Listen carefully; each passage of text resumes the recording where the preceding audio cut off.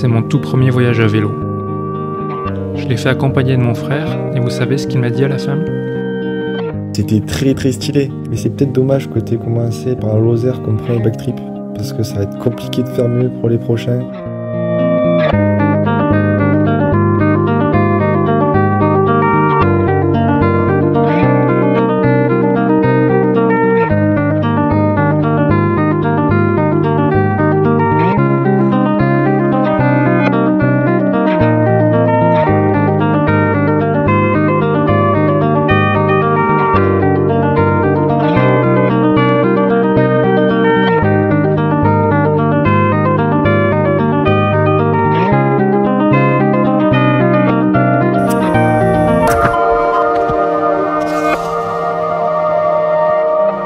Comme je le disais en intro, c'est mon tout premier voyage à vélo, première fois que je roule plusieurs jours d'affilée et première fois que je roule avec des sacoches. En plus de ça, ça fait à peine quelques mois que mon frère m'a monté ce gravel sur mesure. J'ai pas beaucoup roulé et il va falloir s'accrocher pour boucler ces 350 km et 6200 mètres de dénivelé positif. Et si vous aimez regarder ce genre d'aventure, pensez à laisser un petit like sur la vidéo et à vous abonner à la chaîne, ça me motivera pour les prochaines expéditions. Kilomètre 3. On s'arrête déjà pour prendre des photos, c'est joli. Kilomètre 4, dans une descente, j'ai lâché les freins et j'ai crevé.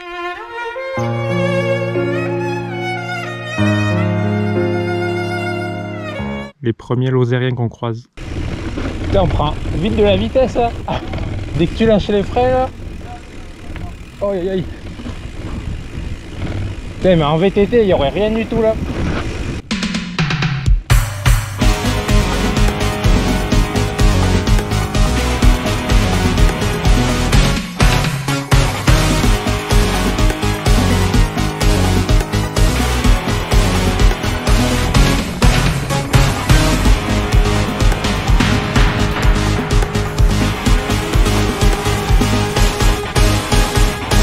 Après une trentaine de kilomètres d'échauffement, les choses sérieuses commencent enfin avec l'ascension pour monter jusqu'au plateau de l'Aubrac. La brume nous empêche de voir loin devant et heureusement pour le moral parce qu'on va faire que grimper pendant 20 km avec certains passages bien costauds.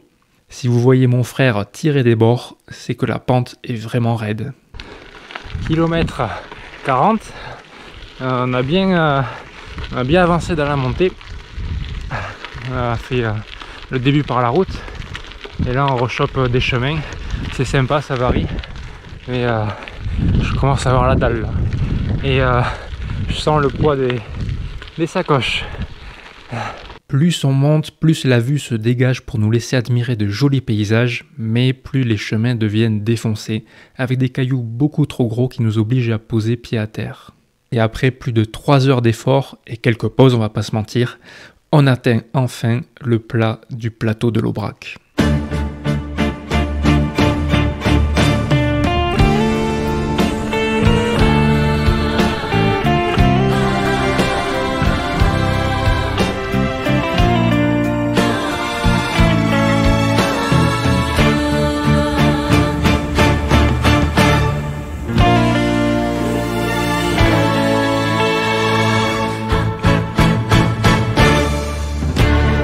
Kilomètre 60, on arrivait tant bien que mal à Nasbinal.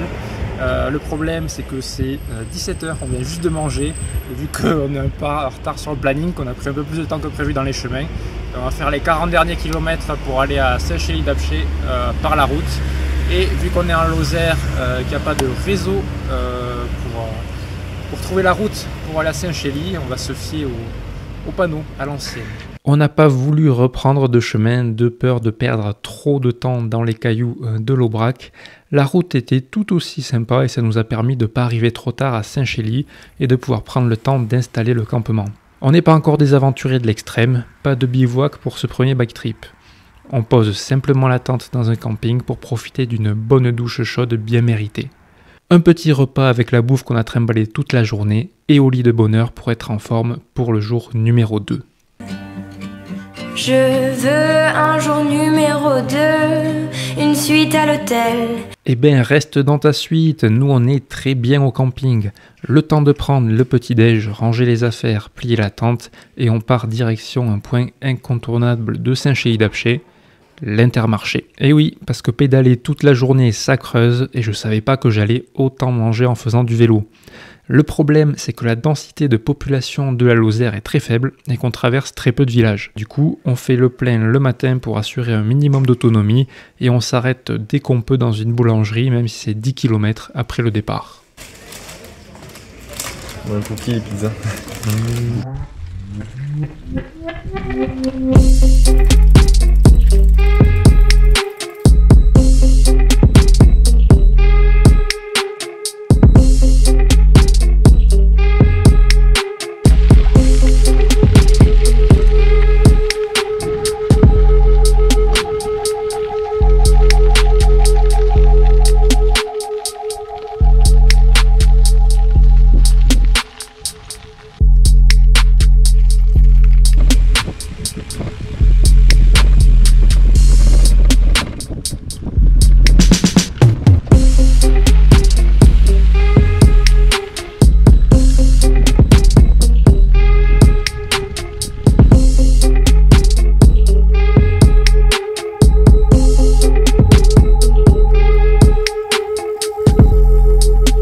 Au 30e kilomètre, on commence à voir de plus en plus de monde sur les chemins.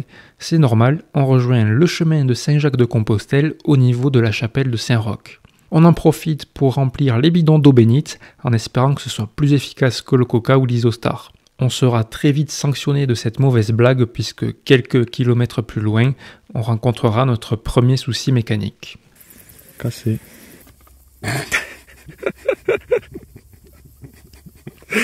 Ça devient une habitude de manger à 17h. Il nous reste une trentaine de kilomètres pour arriver à Langogne. On a fait le plus gros du D+, il doit rester 5 ou 600 mètres de dénivelé positif.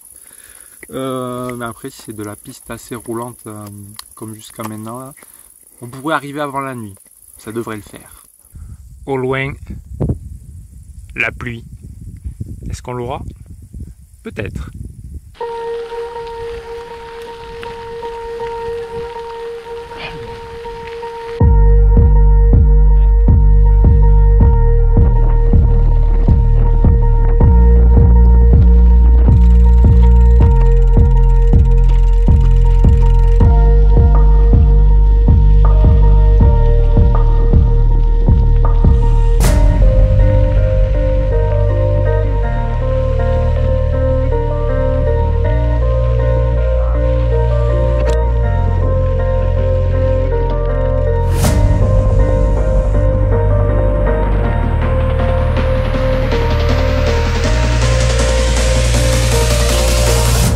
On finit par arriver juste avant le coucher de soleil et on plante la tente avec une vue bien sympa sur le lac de Langogne.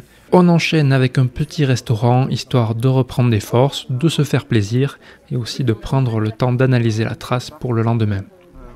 Aujourd'hui on va rouler au milieu de nulle part, on va rien croiser du tout, donc l'objectif c'est gérer le ravitaillement en eau. On n'a même pas fait 10 km, on a tombé la moitié des bidons et on a trouvé une petite source dans un endroit bien sympa.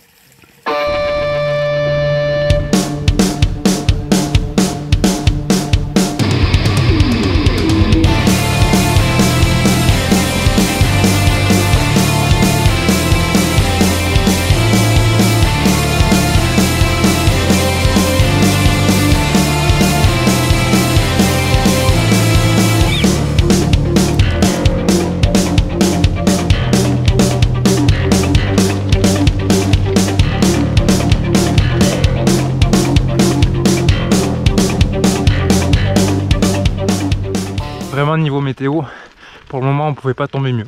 Il doit faire 20 et quelques. Et surtout il y a les nuages, il n'y a pas de soleil. Je pense que là avec les efforts que je fais, s'il y avait le soleil qui tapait, vu que je crains vachement ça, j'aurais déjà fait un malaise dès le premier jour. Oh, je vais me péter la gueule à vouloir filmer.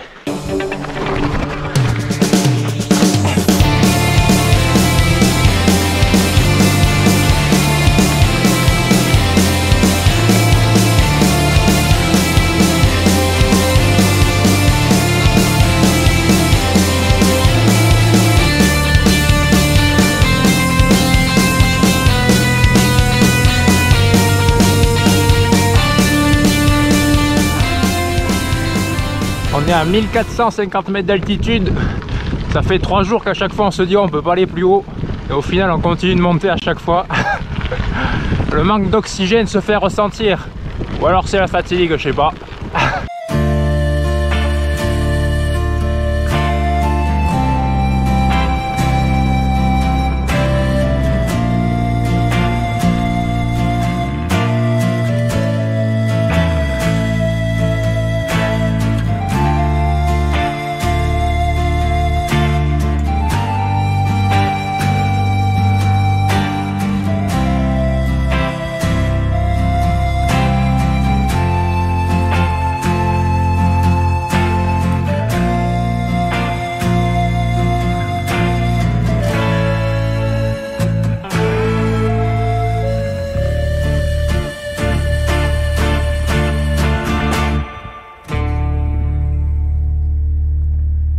J'ai eu un peu de mal à m'y remettre en début d'après-midi, les jambes commencent à tirer et rouler sur la route en fond de vallée pendant la digestion, c'était pas vraiment marrant. Mais dès que les chemins et les jolis paysages sont revenus, j'ai oublié tout ça et j'ai profité d'une superbe fin d'étape qui s'est terminée avec une belle descente sur le lac de Villefort perdu dans les montagnes. On plante la tente dans le seul camping du coin qui honnêtement en profite un peu pour abuser au niveau des prix, mais on est vite consolé puisque suite à une erreur de réservation, on est surclassé et en plus de notre emplacement pour la tente, on a droit à un espace cuisine et de toilettes privatisé. Avoir ses propres chiottes au camping, je peux vous dire que c'est le grand luxe.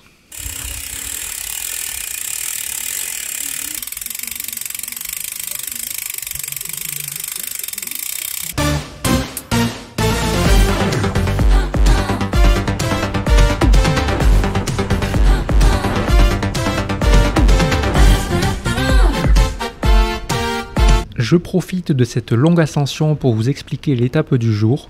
C'est la dernière étape du voyage et on finit avec le plus gros du morceau car on est parti pour 110 km et presque 2000 de dénivelé. Par contre, on aura moins de chemin que les autres jours car on va principalement descendre les gorges du Tarn par la route. Il faut savoir que la trace initiale du Grand Tour de Lozère fait descendre plus bas dans le département, mais avec seulement 4 jours de dispo pour rouler, on a dû raccourcir le tracé.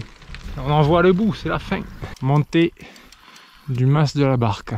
Bon, c'était un peu long, mais ça se fait. Mais c'était un peu long quand même. Donc là, on a fait, depuis le début, en 15 bornes et quelques, presque 900 D+. Il reste encore 80 bornes par là. Bon, finalement, on reprend des pistes, ça nous avait manqué.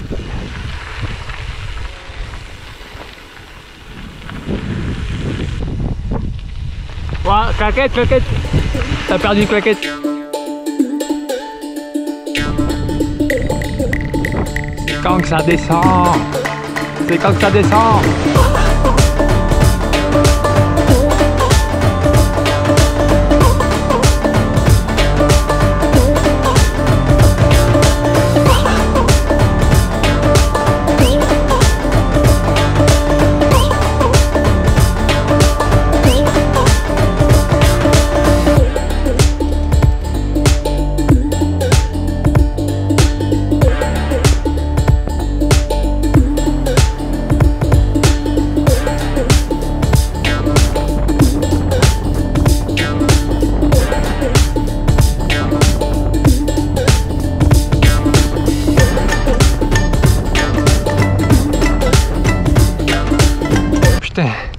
Ça a annoncé du 6% de moyenne, j'étais content, je me disais que c'était faisable sans trop se crever. La moyenne, elle doit être très mal répartie là. Ah oh, putain, enculé.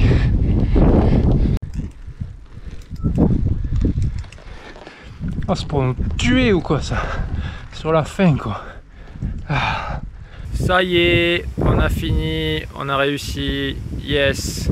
Et on finit juste devant le cimetière parce que je suis mort.